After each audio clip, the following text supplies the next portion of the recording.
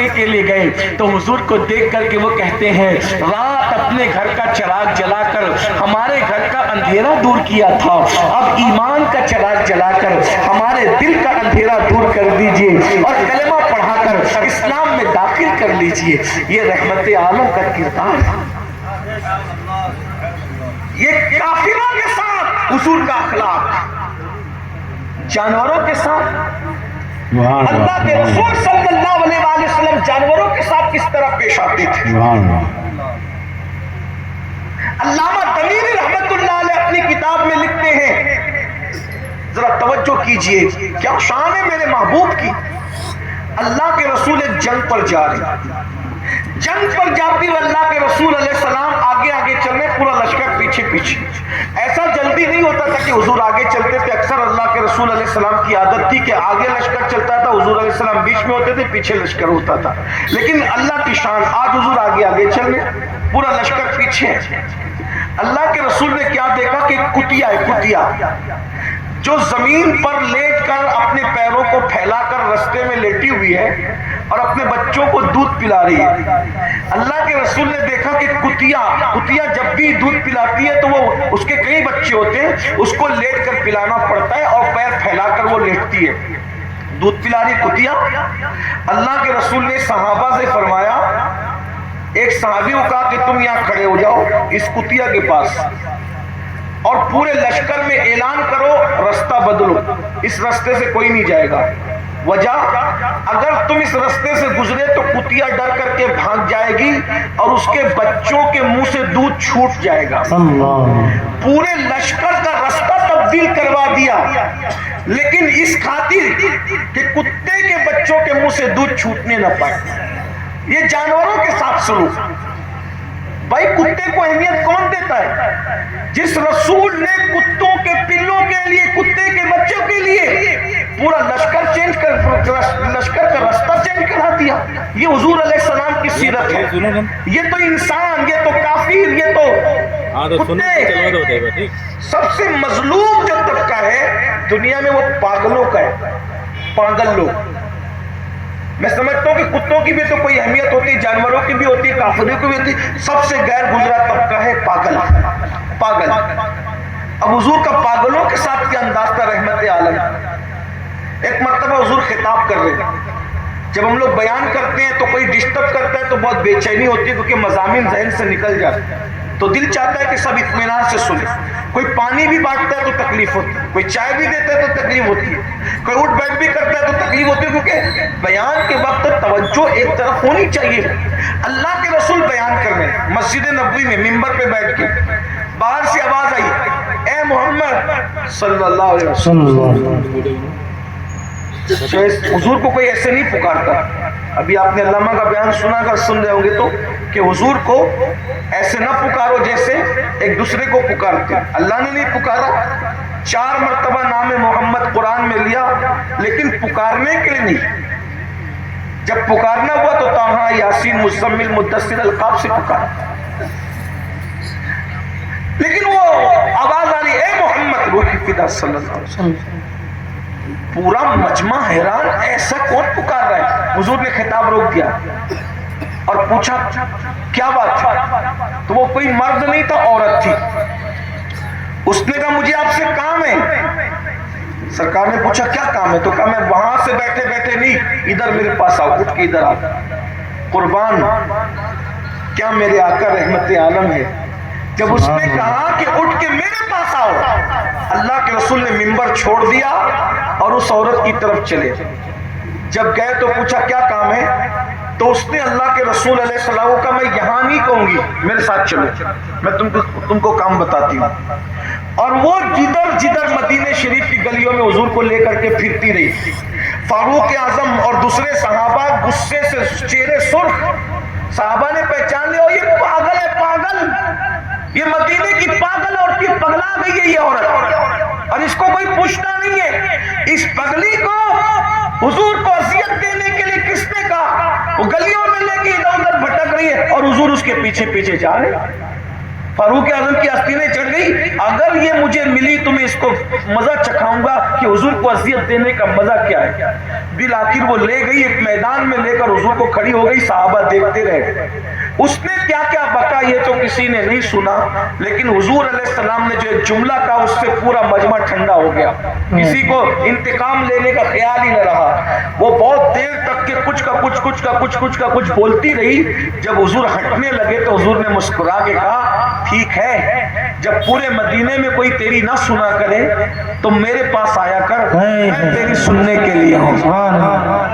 साहबा ने कहा, या रसूल अल्लाह, जब हुजूर हटे तो कहा, हुजूर वो पागल थी, पागल, या रसूल अल्लाह वो पगली है, मदीने मुनव्वरा में कोई नहीं सुनता। हुजूर फरमाते, मैं भी जानता हूँ वो पागल है। कहा, हुजूर जब आप जानते थे तो आप उसके पीछे क्यों गए? आका ने फरमाया, उमर, ये भी तो मेरी उम्मत में है ना, जिसकी कोई नहीं सुनता, अगर मैं भी उसकी ना सुनूं तो वो सुनाने के लिए जाएंगे किसके पास? वो पागल है, लेकिन है तो मेरी उम्मत में ना।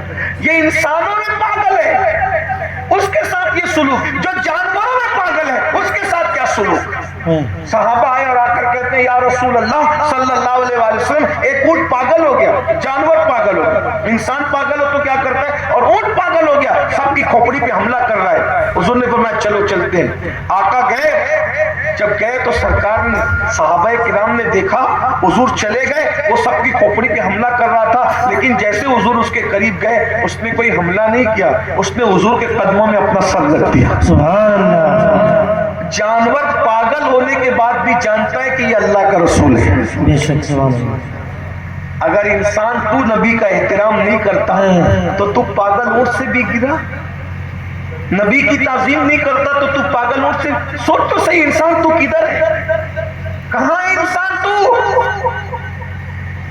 पागल ऊंट नबी के कदमों पे सर रखा और उसकी आंखों से आंसू जारी होने, टप टप रोने लगा। हुजूर अलैहिस्सलाम ने उसको सहलाना शुरू किया, उसको सहलाना शुरू किया और वो रोने लगा। हाय हाय हाय, क्या कहा, अल्लाह ने कैसा रसूल दिया।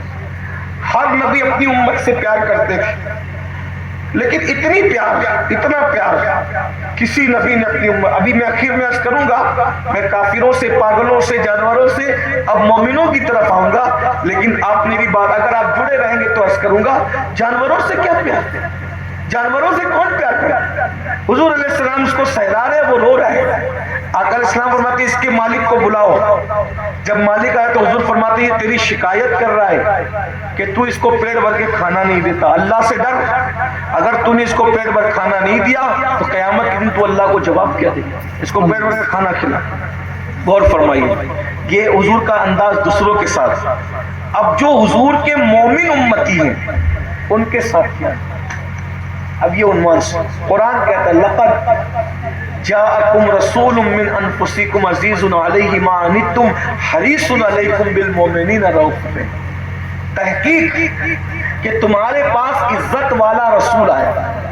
ये रसूलुन की तनवीन ताज़ीम का माना दे रही कि तुम्हारे पास इज्जत वाला रसूल आया। अल्लाह किसी का जिक्र चाहे जैसे कर दे, अल्लाह अल्लाह है, लेकिन अल्लाह भी मेरे नबी का जब जिक्र करता है तो रसूलुन कहकर करता है, यानी ये रसूल इज्जत वाला रसूल है। अल्लाह के नजदीक इस रसूल की इज्जत है। कितनी इज्जत है, निगाह उठी तो किबला बदल दे। मर्दों पे सोना हराम है, अगर सुराका के लिए हलाल करना चाहे तो हुजूर हलाल कर सकते हैं। मर्दों पर रेशम हराम है, अब्दुर्रहमान इब्न औफ के लिए हलाल करना चाहे तो कर सकते हैं। मर्दों को 4 बीवियां करने की इजाजत है। मौला अली को अगर सैयदा फातिमा की मौजूदगी में दूसरा निकाह हलाल करना चाहे तो कर सकते हैं। जिसको अल्लाह ने हराम और हलाल का इख्तियार दिया हो वो इज्जत वाला रसूल तुम्हारा और मेरा रसूल।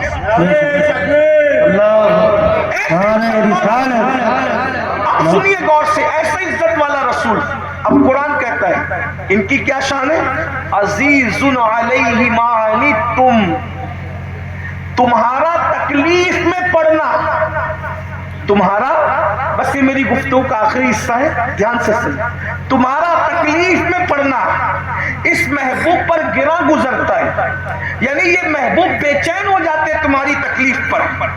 ये कुरान कयामत तक के लिए है, कयामत तक के मोमिनों को कुरान कह रहा है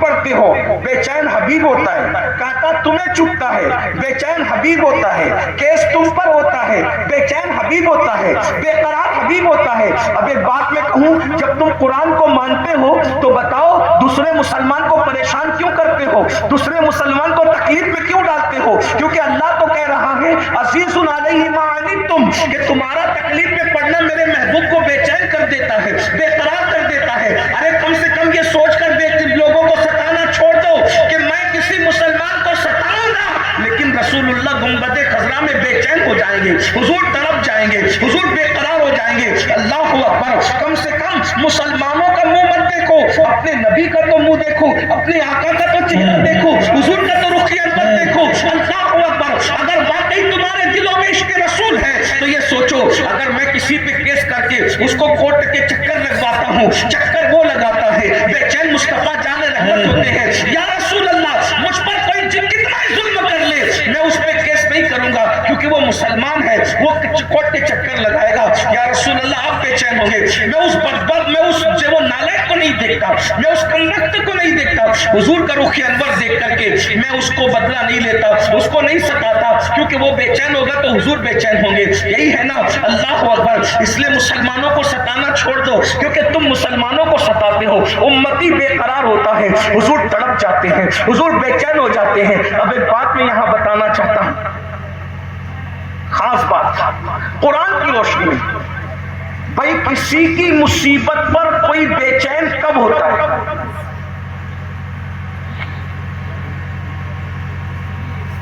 بات کروں نا، حق تو نہیں ہے، سمجھ میں آ رہی ہے نا، مشکل تو نہیں ہو رہی؟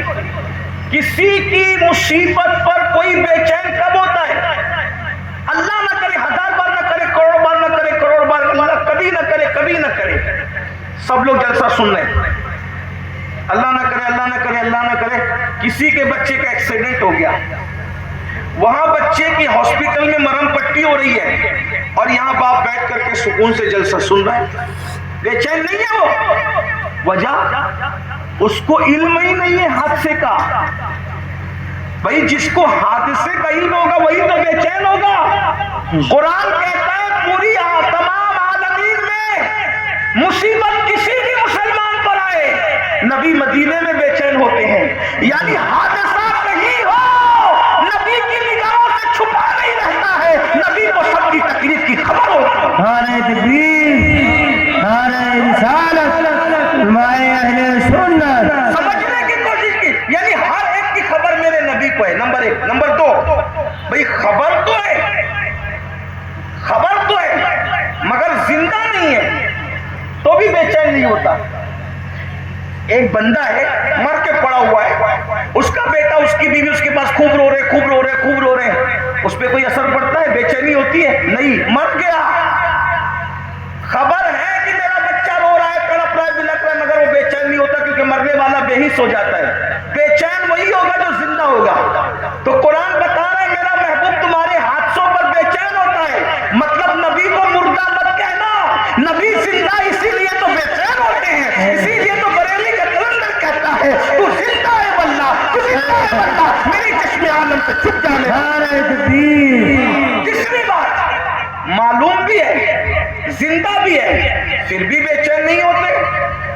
اللہ نہ کرے، یہ بات بھی اللہ نہ کرے کہ کسی ملک میں بم دھماکہ ہوا، میں نے تم کو بتایا یا تم کو پتا چل گیا وہ فلاں فلاں ملک میں، XYZ ملک میں بم دھماکہ ہوا، تم پہ کوئی اثر ہی نہیں پڑا۔ کیوں؟ کیونکہ اس ملک کے رہنے والوں کو تم پہچانتے ہی نہیں ہو، کوئی جان پہچان نہیں ہے، تو بھی تم بے چین نہیں ہوتے۔